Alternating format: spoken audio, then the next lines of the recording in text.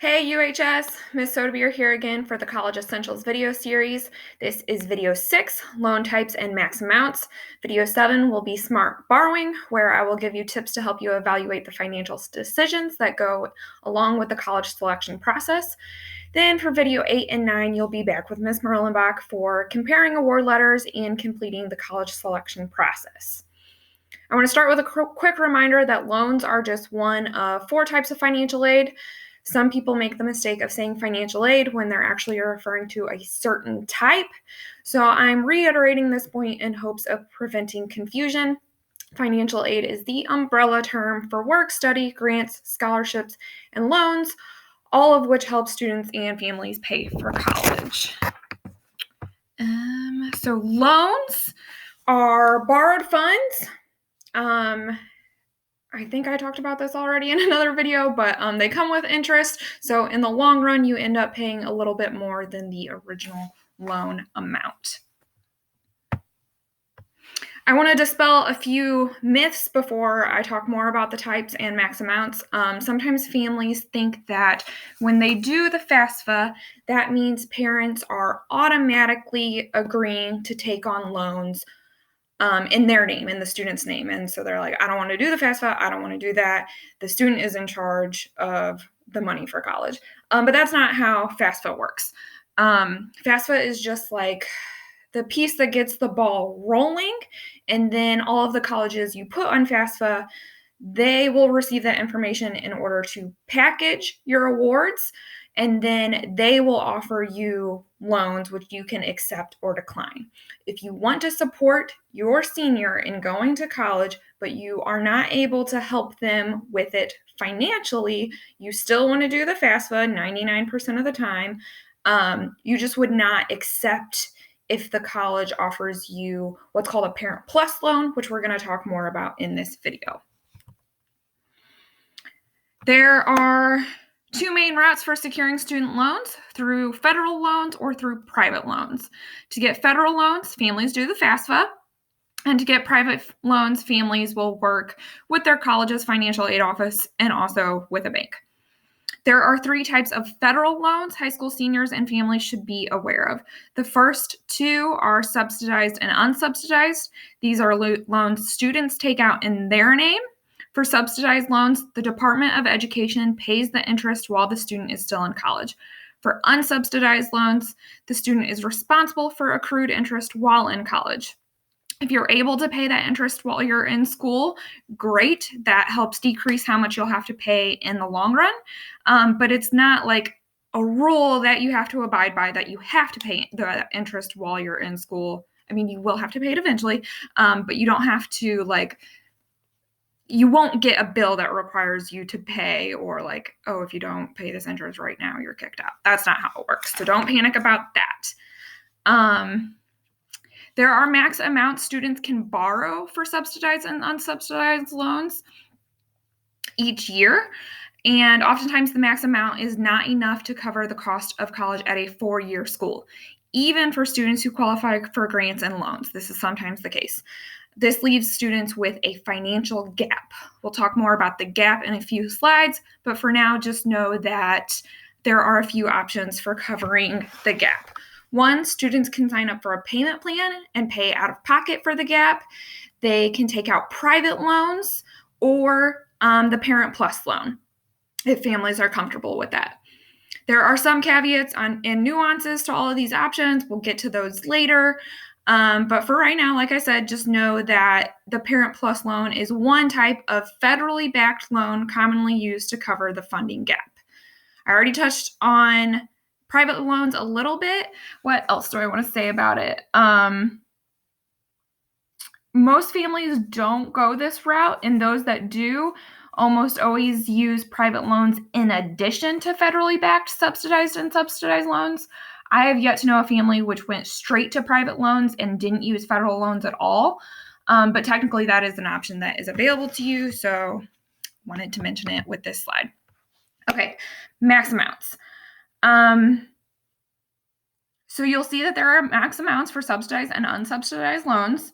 The amount that the students are allowed to take out increases each school year that they're in college. And for college freshmen, you can see that subsidized and unsubsidized, when they're combined, that max is $5,500 for freshman year. Also notice that that column there says this is for dependent students. In video 4, we talked about the difference between dependent and independent. But since majority of Union High School seniors are dependents, I just included that column so I wouldn't confuse people. If you are independent, again, this is rare, but if you are, we will coach you on an individual basis about how max amounts are different for you. I want to get back to gap funding and Parent Plus loan, but first, interest rates real quick. The interest rate is different for each of the 3 types of federal loans, and it's going to be different from year to year. It's set by the government. In that column on, oh, my video is hiding it. In that column on the right there, you can see that it typically ranges from about 4 to 7%. That's all I really wanted to say about interest rates right now. Funding gap. The scream, the painting. Oh, actually, I had one thing I want to say about the last slide. Go back.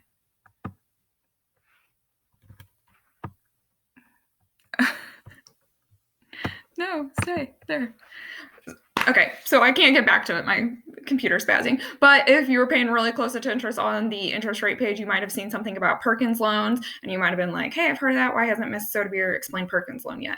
It was discontinued in summer 2018, so that's not a thing that's relevant for families anymore. It's just included on that page because I copied that page from Student Aid's website because I wanted you to know it's official. I'm not just making these numbers up. But Perkins loan, not a thing anymore. Okay, now gap funding. I have notes.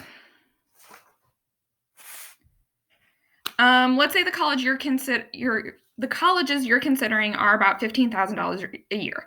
That's pretty typical for 4-year colleges in Missouri, which are popular with our students. SEMO, UCM, Missouri State, Truman, MSU, Missouri Western. So that's a price tag that a lot of our students see, but if you're looking at all colleges in Missouri, that's actually kind of on the lower end. The UM system and private colleges, you're going to be looking more at like $25,000 a year, $30,000, $35,000. Those are pretty common price tags. So recall from just a minute ago, max amount of student loans that a student can take out in their name, $5,500. Clearly, there's a big gap there, right? So what do you do with that gap? First, don't panic. A lot of our students will qualify for scholarships, will qualify for grants, and so that significantly decreases and sometimes even eliminates that gap. But every year we do have a lot of students that don't get grants, don't get scholarships. So for them, don't panic. But you should maybe be concerned and be thinking critically about your options. So what are your options? Sometimes those students will say to me, I was already kind of considering community college, but now that I've looked at the numbers, I really think that that's the right fit for me. That's a good plan. That's a smart option. But other times students will say, I really know that straight to a 4-year school is the right path for me. I've got to figure out a way to make this happen. Sometimes they'll even say, I plan to be an engineer. I plan to be a nurse. I know that I can afford more loans than what I'm being offered. What do I do? So that's kind of what the rest of this video is about.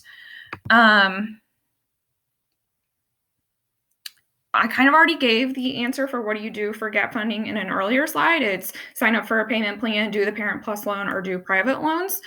Now I just kind of want to say that there are pros and cons to each. And in this video, we're just kind of introducing the idea. We're not going to go over every single pro and con. Because if I made this video that long, no one's going to click on it and watch it. So some basic overview.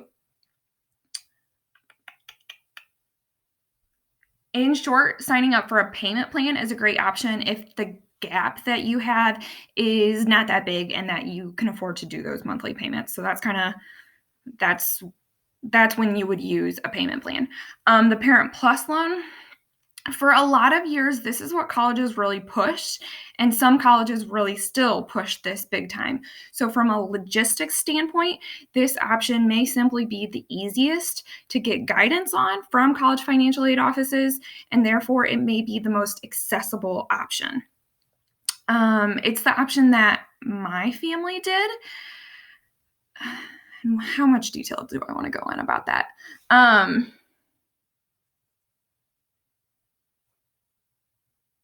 But a parent, when you use a Parent Plus loan, the parent is legally responsible for it. If that loan doesn't get paid, it will impact the parent's credit score. So this route, it's not great for everyone. Like I said, my family used it, but the understanding was always that I would pay those Parent Plus loans in addition to the subsidized and unsubsidized loans in my name.